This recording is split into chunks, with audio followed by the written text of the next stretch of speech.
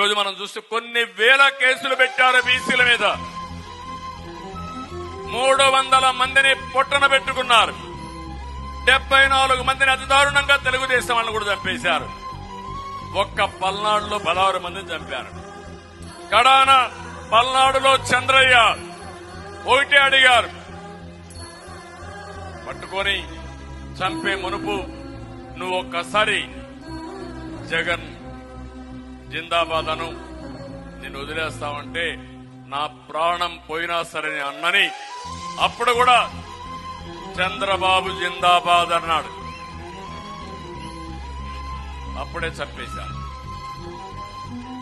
అందుకే నేను వెళ్ళినప్పుడు నా కుటుంబ సభ్యుడిని కోల్పోయాను, బాధపడ్డా, ఏమీ చేయలేకపోయా. కానీ పాడి మోసా, నా రుణం తీర్చుకోవడానికి ప్రయత్నం చేశాను.